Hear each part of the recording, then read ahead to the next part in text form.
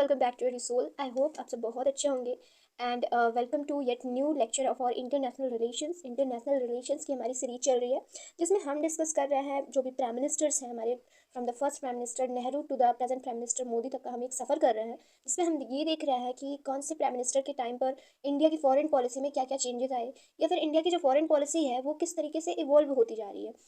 Means India India जो भी है, इंडिया हमारी जो कंट्री है वो नए ऑर्गेनाइजेशंस में जुड़ते जा रही है, वो नए पॉलिसीज़ लेके आ रही है, एलपीजी रिफॉर्म्स टाइप के नए पॉलिसी, जिससे कि इंडिया का जो एक वर्सटैलिटी है जो इंडिया की वो बढ़ रही है। ये सारे चेंजेस कैसे आ रहे हैं, कौन से प्राइम मिनिस्टर क्या चेंज ला रहे हैं, ये सब हम एक पढ़ते हुए चल रहे हैं, देखते हुए चल रहे हैं।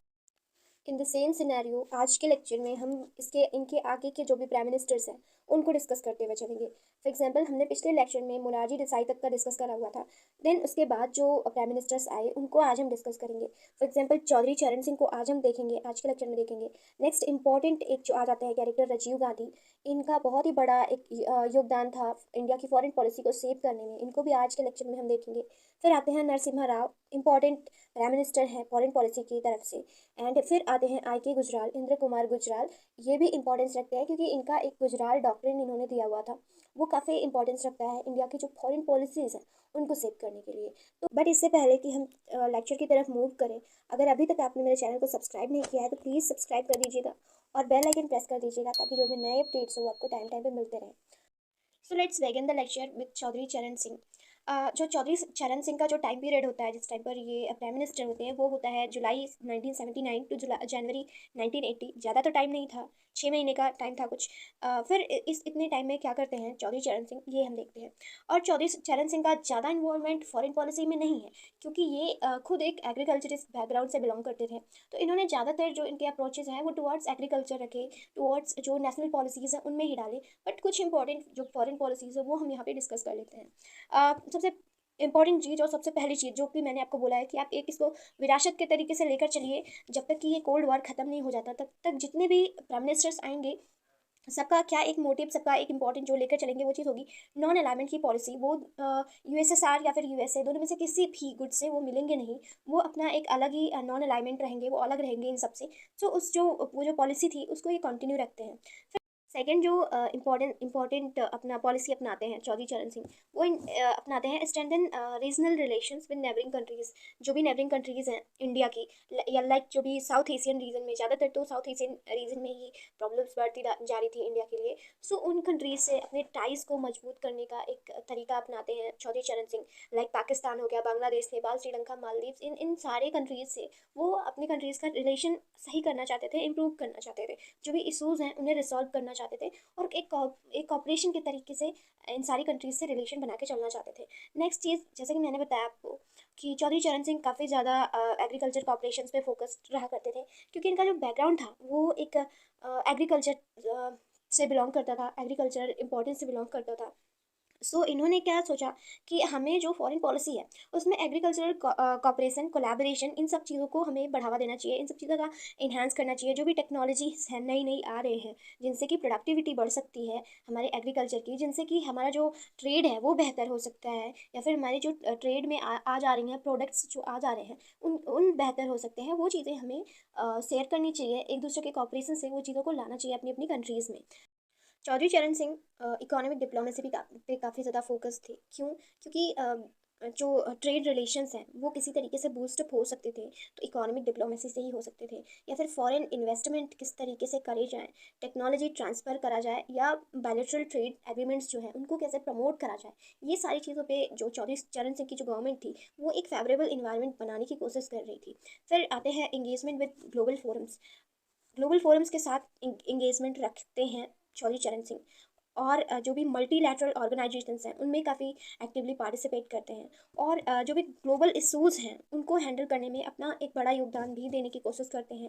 लाइक जो भी पॉवर्टी है, इनइक्वालिटी है, क्लाइमेट चेंज जैसी चीज़ें हैं, उन सबको एलिमिनेट करने के लिए काफ़ी सारी कोशिशें करते हैं। इतनी सारी कोशिशें चौधरी चरण सिंह कर रहे होते हैं, लेकिन ये जो टाइम पीरियड था जुलाई 1979 टू जैन 1980, इतना शॉर्ट टाइम था, एक 5-6 महीने का जो टाइम होता है उतने में क्या ही कोई गवर्नमेंट या फिर क्या ही कोई इंसान कर लेगा। उसके बाद क्या होता है कि इनसे इनसे जो कांग्रेस होती है वो समर्थन वापस ले लेती है अपना, और ये जो चौधरी चरण सिंह की जो गवर्नमेंट है वो फॉल आउट हो जाती है, और फिर एक बार फिर से पावर में आ जाती हैं इंदिरा गांधी। वो भी कुछ टाइम तक रहती हैं, टिल 1984 तक वो रहती हैं, और उसके बाद उनका मर्डर हो जाता है। इस टाइम क्या होता है कि जो जो भी फॉरेन पॉलिसी थी उसमें इंदिरा कम इंटरवेंट करती हैं, फॉरेन पॉलिसीज़ पे कम ध्यान देती हैं, और जो भी उनकी पुरानी गलतियाँ हुई थी लाइक इमरजेंसी लगाना इंडिया में, या फिर सारी जो कॉन्स्टिट्यूशनल चेंजेस, इन सबको वो सुधारने की कोशिश कर रही होती हैं। फॉरेन पॉलिसी पे कम ध्यान देती हैं, पर हाँ प्रैग्मेटिज्म अपना जारी रखती हैं वो इस टाइम पर भी। फिर क्या होता है कि नई गवर्नमेंट आती है, जहाँ इंदिरा गांधी की डेथ होती है तुरंत उसके बाद नई गवर्नमेंट आ जाती है, फॉर्म हो जाती है, और राजीव गांधी बन जाते हैं इंडिया के next prime minister. Rajiv Gandhi का जो टाइम पीरियड था वो हम देख सकते हैं 1984 टू 1989 का था। Policy of non alignment, long standing policy जिसे हम बोल सकते हैं, या फिर नॉन लॉन्ग स्टैंडिंग ट्रेडिशन बोल सकते हैं इंडिया के लिए, नॉन अलाइनमेंट की जो पॉलिसी थी उसको जारी रखते हैं, और इंडिया को एक इंडिपेंडेंस स्टैंड ग्लोबली बनाए रखते हैं उसका। और जो भी कंट्रीज़ हैं, बाकी सारी कंट्रीज़ हैं, उनसे एक फ्रेंडली रिलेशन बनाने की कोशिश करते हैं। पर हाँ कुछ कंट्रीज़ के साथ रिलेशंस काफ़ी ज़्यादा बुरे हो जाते हैं, और कहीं कहीं पर जो अभी तक का जो इंडिया का नॉन इंटरवेंशन की पॉलिसी चल रही होती है उसको राजीव गांधी आके चेंज कर देते हैं इंटरवेंशन की पॉलिसी। अभी ये इंटरवेंशन की पॉलिसी क्या है इसको हम आगे देखते हुए चलेंगे। फिर क्या करते हैं कि रीजनल डिप्लोमेसी को सपोर्ट करते हैं। लाइक जो सार्क है इसका फॉर्मेशन होता है राजीव गांधी के टाइम पे। सार्क क्या है, एक कल्चरल एंड इकोनॉमिक एसोसिएशन है साउथ एशियन कंट्रीज़ का, जिससे कि वो चाहते हैं कि जो साउथ एशियन कंट्रीज़ हैं उनके बीच में एक अच्छा ट्रस्ट बिल्ड हो, वो जो भी उनकी प्रॉब्लम्स हैं वो थ्रू डायलॉग्स वो सॉल्व कर सकें, खुद से बातें करके रिसॉल्व कर सकें। ये सारी चीज़ें राजीव गांधी करने की कोशिश करते हैं। नेक्स्ट विद नेबरिंग रिलेशंस जो था, Gandhi signed historic Rajiv Longowal accord with Punjab में उस टाइम क्या हो रहा था कि खालिस्तानी का राइज बहुत तेज़ी से हो रहा था, और पाकिस्तान इसमें काफ़ी बड़ा रोल प्ले कर रहा था, जिसकी वजह से राजीव लोंगोवाल अकॉर्ड साइन होता है जो सेपरेटिस्ट इशूज़ होते हैं उनको सॉल्व करने के लिए। पर ये सब किसी काम नहीं आता है, और इसी के साथ जो श्रीलंका में सिविल वॉर चल रहा था उसमें जाकर राजीव गांधी अपना इंटरवेंशन कर देते हैं, और उसका क्या परिणाम होता है वो मैं आपको अभी आगे बताती हूँ। फिर चीज़ें पहुँच जाती हैं टेक्निकल डिप्लोमेसी पे। राजीव गांधी का मानना था कि हम सारी चीज़ें कर रहे हैं बट हम टेक्नोलॉजी पे बेस्ड चीज़ों को भूल रहे हैं कहीं ना कहीं। तो वो क्या करते हैं कि काफ़ी सारे कंट्रीज़ से, या फिर जो भी नेबरिंग कंट्रीज़ हैं, या फिर जो बड़ी कंट्रीज़ हैं, डेवलप्ड कंट्रीज़ हैं, उनसे हेल्प लेते हैं टेक्नोलॉजी के मामले में। चाहे वो सुपर कंप्यूटर की चीज़ें हों, चाहे वो MiG-29 USSR से लेना हो, ये सारी टेक्नोलॉजीज़ को वो लेना चाहते थे, या फिर नए न्यूक्लियर आर्मामेंट्स को टेस्ट करना हो, ये सारी चीज़ें करना चाहते हैं राजीव गांधी। फिर क्या आता है ग्लोबल इंगेजमेंट। राजीव गांधी जो थे वो ग्लोबल पावर्स हैं, ग्लोबल कुछ जो मेजर पावर्स हैं उनके उनके साथ जुड़ना चाहते थे, और इंडिया का जो ग्लोबल स्टैंडिंग है इंटरनेशनल ऑर्गेनाइजेशंस के बीच में उसको बढ़ाना चाहते थे। और जो भी यूनाइटेड स्टेट्स हैं, सोवियत यूनियन, चाइना, जापान, इन सब के साथ ये एक अच्छा अपना रिलेशन बनाना चाहते थे, ताकि कभी भी कोई प्रॉब्लम आती है हमारी कंट्री में तो हमारे साथ जो ग्लोबल के जो बड़े पावर हैं, मेजर पावर्स हैं, वो हमारा साथ दे सके। Next Rajiv Gandhi nuclear disarmament को प्रमोट करते हैं, जो अ, जो कि बाद में एक बहुत ही बड़ा रिजल्ट जिसका आता है नॉन प्रोलिफरेशन ट्रीटी जो होती है, वो इनके इसी एफर्ट का एक समझ लीजिए कंट्रीब्यूशन होता है। क्योंकि उस टाइम पर जितना इंडिया न्यूक्लियर डिसआर्मामेंट के फोकस करता था, या फिर जितना इसको फेवर करता था, उतना कोई और कंट्रीज़ नहीं कर रही थी। और फिर ये जो non proliferation treaty action plan निकल के आता है वो इंडिया के ही एक बड़े प्रयास की वजह से होता है। और इसके साथ ही राजीव गांधी इकोनॉमिक लिबरेशन को प्रमोट करते हैं। किस तरीके से, बाय इनकरेजिंग ट्रेड्स, जो भी ट्रेड्स हो रहे थे फॉरेन इन्वेस्टमेंट्स को अट्रैक्ट करके इंडिया में, और बोफोर्स जैसी चीज़ें, हालांकि वो एक स्कैम हो गया था, बट बोफोर्स जैसी चीज़ों को प्रमोट कर रहे थे राजीव गांधी। आफ्टर दैट कुछ इशूज़ जो कि इंडिया एंड विद कंट्रीज़, कुछ जो उसके नेबरिंग कंट्रीज़ हैं उससे हो गए थे।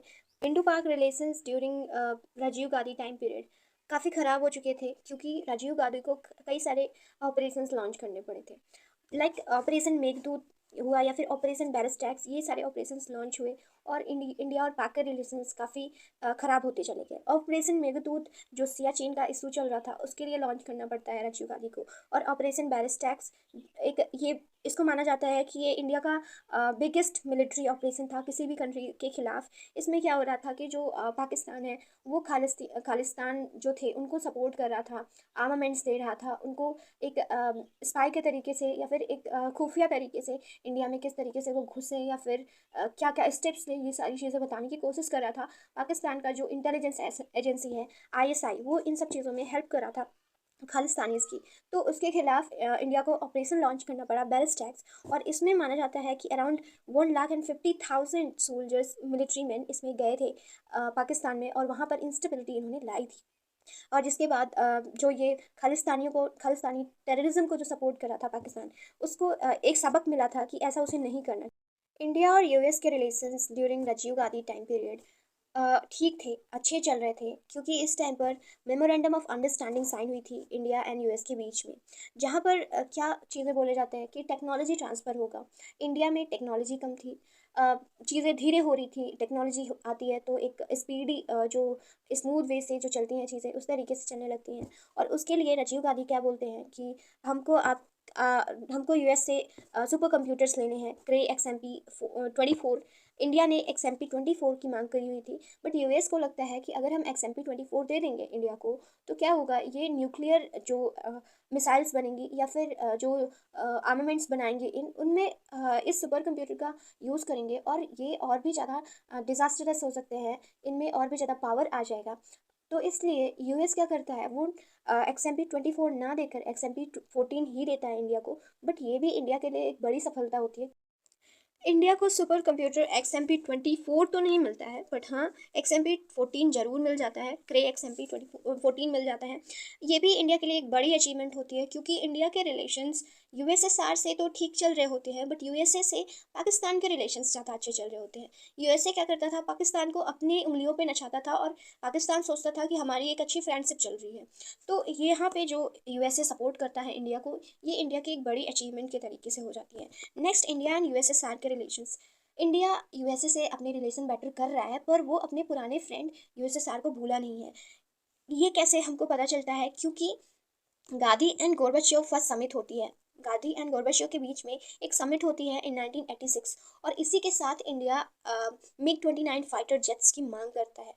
पहले तो तुरंत देने को तैयार नहीं होते हैं यूएसएसआर, बट आफ्टर दैट कुछ टाइम बाद यूएसएसआर में क्राइसिस आ जाती है, वो यूएसएसआर टूटने लगता है, जिसके बाद रसिया का फॉर्मेशन होता है। वो सारी चीज़ें हमने रसियन रिवोल्यूशन में देखे हुए हैं, रसियन सिविल वॉर में देखे हुए हैं। तो ये जो ये टाइम होता है उसका, उस टाइम पर रसिया को एक अच्छे दोस्त की ज़रूरत होती है, इसलिए वो MiG-29 फाइटर जेट्स देता है इंडिया को।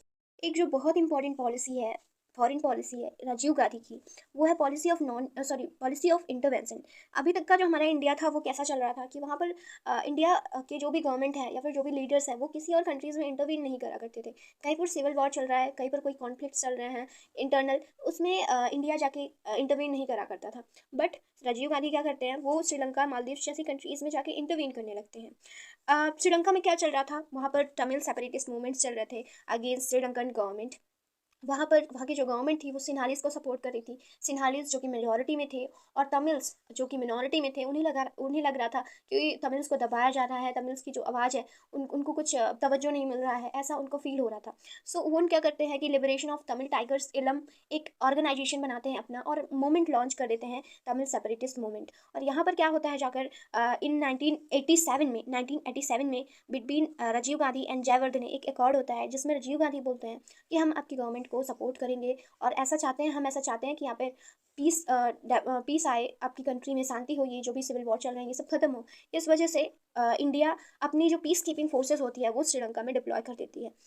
और ये जो श्रीलंका में ये पीस कीपिंग फोर्सेस को भेजना या फिर श्रीलंकन गवर्नमेंट को हेल्प करना, ये सारी चीज़ें कंट्रोवर्शियल सी होती जा रही थी, और ये जो राजीव गांधी की गवर्नमेंट थी उसके लिए एक चैलेंजिंग भी थी, जिसकी वजह से राजीव गांधी का असैसिनेशन भी हो जाता है बाई तमिल टाइगर्स इन 1991।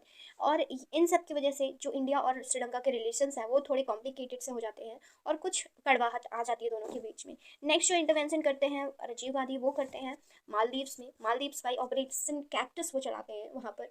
किस लिए करते हैं? बिकॉज़ वहाँ के जो प्रेसिडेंट थे अब्दुल गायूम, उनके खिलाफ हो गई थी। उनकी जो भी मिलिटेंट ग्रुप था या फिर जो मिलिट्री थी वहाँ की, वो खिलाफ हो गई थी अपने प्रेसिडेंट के। और वहाँ पर क्या करते हैं राजीव गांधी कि वो जो वहाँ के प्रेसिडेंट होते हैं उनको सपोर्ट करते हैं, और वहाँ पर भी अपने मिलिट्री इंटरवेंशंस भेज देते हैं, इंडियन ट्रूप्स को भेज देते हैं। और सिक्योर वहाँ पर ऐसा बोलते हैं कि हम जो मालदीव्स है इसकी सिक्योरिटी के लिए हमने कमिट करा हुआ है, और इसकी सिक्योरिटी हमारी एक रिस्पॉन्सिबिलिटी है। इस वजह से हम यहाँ पर अपने ट्रूप्स को सेंड कर रहे हैं। और इस टाइम पर राजीव गांधी बोलते हैं कि राजीव गांधी ऐसा चाहते हैं कि उनके जो भी स्मॉलर नेबर्स हैं उनको वो किसी भी problem from any external threat, कोई भी एक्सटर्नल थ्रीट आ रहा है तो उससे वो बचाएंगे, उसके उससे वो बचाने की पूरी कोशिश करेंगे, और रिटर्न में उनको कुछ नहीं चाहिए होगा इन सबसे। और ये जो ऑपरेशन था इंडिया का, जो ये स्ट्रैटेजिक ऑपरेशन था, इसने जो इंडियन ओशन का जो रीजन था उसमें काफ़ी बहुत ही इफेक्ट बनाया। और ऐसा लग रहा था उस टाइम पर कि इंडिया एक बहुत ही अच्छे नेशन की तरीके से निकल के आ रहा है, जो कि बाकी सारे नेशंस को एक एक बिग ब्रदर का सपोर्ट दे सकते हैं, जिसकी वजह से यूएस काफ़ी ज़्यादा सपोर्ट करता है इंडिया का। और यूएस क्योंकि पहले से ही वैसा ही कर रहा होता है, वो अफगानिस्तान में यही सारी चीज़ें कर रहा होता है अगेंस्ट यूएसएसआर। जब यूएसएसआर ने जब अफगानिस्तान को ऑक्यूपाई कर लिया होता है तो यूएसए सपोर्ट करता है उस टाइम पे अफगानिस्तान को। सो उसे लगता है कि इंडिया हमारे रास्ते पे है, ये तो सही कर रहा है। सो जो उस टाइम पे यूएसएसआर के जो प्रेसिडेंट होते हैं वो काफ़ी सारा सपोर्ट करते हैं राजीव गांधी को, और इंडिया को बोलते हैं एक बिग ब्रदर स्ट्रैटेजी अपना रहा है इंडिया, और ये बहुत ही अच्छा कर रहा है। नेक्स्ट प्राइम मिनिस्टर जो है वो है नरसिम्हा राव। नरसिम्हा राव एक ऐसे प्राइम मिनिस्टर हैं जिन जिन ऐसे कांग्रेस प्राइम मिनिस्टर हैं, कांग्रेस की तरफ से ऐसे प्राइम मिनिस्टर आते हैं जिन्होंने अपना पूरा जो टेन्योर होता है उसको कंप्लीट करा। इससे पहले जो भी प्राइम मिनिस्टर्स कांग्रेस की तरफ से बन रहे थे उन्होंने कभी अपना टेन्योर कंप्लीट नहीं कर पाया था। सो नरसिम्हा राव का एक ये अचीवमेंट है कि उन्होंने अपना टेन्योर पूरा किया था। और नरसिम्हा राव की जो पॉलिसीज़ हैं, फॉरेन पॉलिसीज़ है, वो जब हम देखते हैं तो सबसे पहले देखते हैं इकोनॉमिक डिप्लोमेसी। इकोनॉमिक डिप्लोमेसी में क्या करते हैं, वो एलपीजी रिफॉर्म्स लाते हैं, न्यू इकोनॉमिक पॉलिसीज़ लॉन्च करते हैं, जिसमें कि जो भी फॉरेन इन्वेस्टमेंट्स हैं या ट्रेड्स हैं इन सबको इन्फ्लुएंस करा जा सके, जो भी फॉरेन पॉलिसीज़ के ऑब्जेक्टिव्स हैं उनको बढ़ावा दिया जा सके। इकोनॉमिक डिप्लोमेसी को बहुत ही अच्छे तरीके से नरसिम्हा राव एक अच्छे तरीके से उसके उसके जो क्रूशियल एस्पेक्ट्स हैं उनको लागू करते हैं। और फिर अपना लुक ईस्ट पॉलिसी भी देते हैं। लुक ईस्ट पॉलिसी किस लिए देते हैं, जो भी ईस्टर्न कंट्रीज़ हैं, जो India Asia and Pacific region के जो कंट्रीज़ हैं, साउथ ईस्ट एशियन कंट्रीज़ हैं, उन सब से जो उनके बॉन्ड्स हैं, जो इंडिया के टाइज़ हैं, उनको बेहतर करने की एक कोशिश होती है लुक ईस्ट पॉलिसी में। After that focused on United states पे बहुत ही ज़्यादा फोकस करते हैं। और इसी का एक रिजल्ट होता है कि इन 2000 में जो यूएस के जो प्रेसिडेंट होते हैं बिल क्लिंटन, वो इंडिया विजिट करते हैं। ये विजिट इंडिया के लिए बहुत ही इंपॉर्टेंट होती है।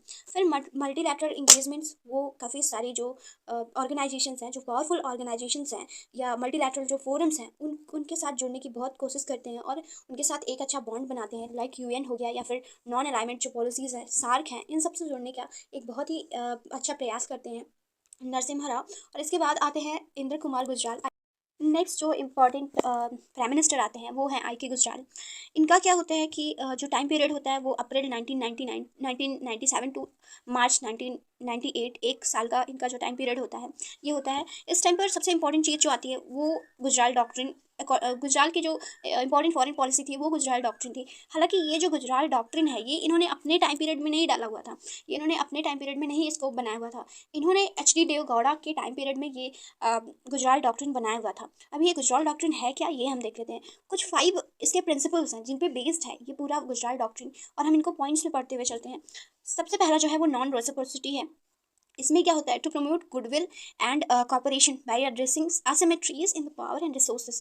जो भी इंडिया के जो नेबरिंग कंट्रीज़ हैं उन सब से वो क्या यूनिलैटरल बेनिफिट्स जो होंगे वो इंडिया करेगा, यानी कि इंडिया उन सबको सपोर्ट करेगा। उन सबको कोई भी प्रॉब्लम्स आती हैं तो इंडिया हमेशा अपने नेबरहुड्स को सपोर्ट करेगा, बट इन रिटर्न में इंडिया को कुछ नहीं चाहिए होगा, ऐसा बोलते हैं गुजराल। ऐसा अपने डॉक्ट्रिन में गुजराल बताते हैं। फिर नेक्स्ट जो बोलते हैं वो नॉन इंटरफेरेंस की पॉलिसी देते हैं। राजीव गांधी को हमने देखा, उनकी वजह से जो इंडिया और श्रीलंका के जो रिलेशंस थे वो ख़राब हो गए थे, या फिर इंडियन स्पेसिफिक रीजन में जो इंडिया एंड मालदीव्स के जो रिलेशन थे वो भी अच्छे नहीं बचे थे, वो भी चैलेंजिंग हो चुके थे। सो गुजराल क्या बोलते हैं कि अब हम किसी में इंटरफेयर करने नहीं जा रहे हैं, जिसका जो सॉवरेंटी है, जिसकी जो इंडिपेंडेंस है उसको हम उसी तरीके से रहने देंगे, किसी के इंटरनल मैटर्स में हम कभी नहीं करना चाहेंगे। हाँ, अगर कोई बाहरी प्रॉब्लम आती है, अगर कोई हमसे हेल्प मांगता है तो हम उसकी हेल्प कर सकते हैं। आफ्टर दैट थर्ड जो है प्रिंसिपल वो है respect for territorial integrity. Like जो भी कंट्रीज़ हैं उनकी जो बाउंड्रीज़ हैं, बॉर्डर्स हैं, इंडिया के जो नेबरिंग कंट्रीज़ हैं, इंडिया जिनसे अपने बॉर्डर शेयर कर रहा है, उनमें उनकी टेरिटोरियल इंटीग्रिटी को वो रेस्पेक्ट करेगा, उनमें उनके टेरिटरीज़ में कभी नहीं जाएगा। और कभी कोई इश्यूज़ होते भी हैं तो उनको through dialogues, through negotiations solve करने की कोशिश करेगा, ना कि कोएर्सन हो जाए, मीन्स एक दूसरे से कोई कॉन्फ्लिक्ट करने की जगह पे उनको थ्रू डायलॉग्स वो रिसॉल्व करने की कोशिश करेगा इंडिया। फिर आता है पीसफुल सेटलमेंट ऑफ डिस्प्यूट्स। जो भी डिस्प्यूट्स होंगे वो पीसफुल तरीके से हो जाएंगे। अगर मान लीजिए कोई बड़ा डिस्प्यूट होता है तो हम इंटरनेशनल लॉज की तरफ हम मूव करेंगे, मल्टीलैटरल जो फोरम्स हैं उनकी तरफ हम मूव करेंगे। बट जो भी डिस्प्यूट्स होंगे उनको पीसफुली रिजॉल्व करेंगे, ये नहीं कि हम एक दूसरे से वॉर करने लगें। ये तरीका हम नहीं अप्लाई करेंगे अपने नेबर्स पर। ये जो प्रिंसिपल है, ये जो डॉक्ट्रिन है, ये फॉर द नेबर्स है, इंडिया के जो नेबरिंग कंट्रीज़ हैं उनके लिए है। Emphasis on regional corporation.